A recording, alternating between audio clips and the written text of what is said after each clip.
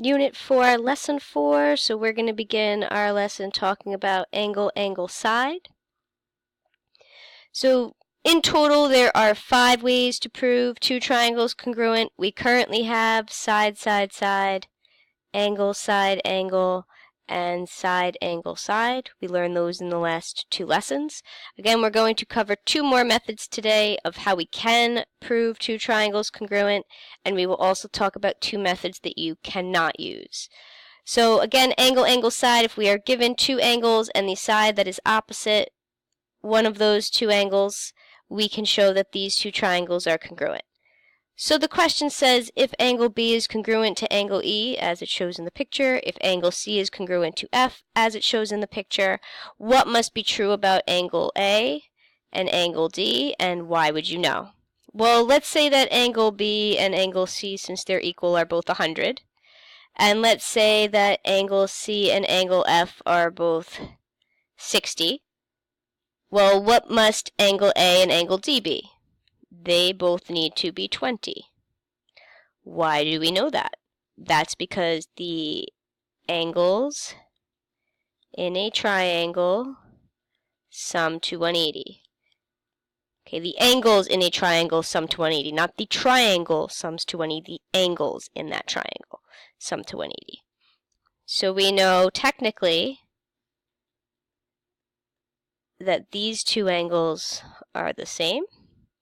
And so really, side angle angle or angle angle side, that is an extension of angle side angle criteria.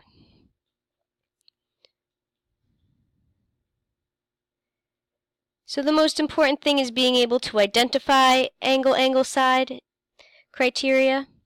And I just want to point out now that when you do the now you try, there is more than one answer that you could get for that particular example down there. So let's look at this first example. So we want to annotate the diagram, mark the diagram to indicate the side or angle needed to satisfy angle, angle, side. So it says that given the 2 angles, we need a side opposite one of those angles. So here I have angle, angle, side. And so if I use the same information on the other triangle, I'm going to have angle, angle, side. That is not the only option, so here I'll use the red pen. And let's mark what another option would be. Again, if you already wrote that on yours, that's fine. So we could have angle,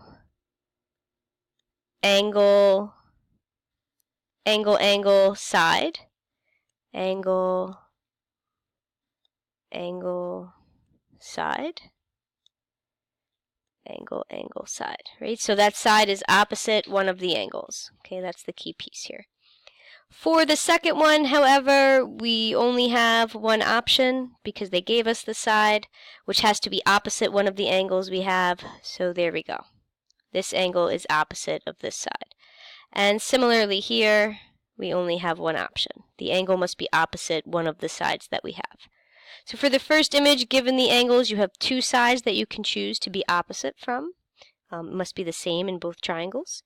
So again, for now you try example, which you should try on your own, there are 2 potential answers that you could get. And we'll go over that tomorrow in class.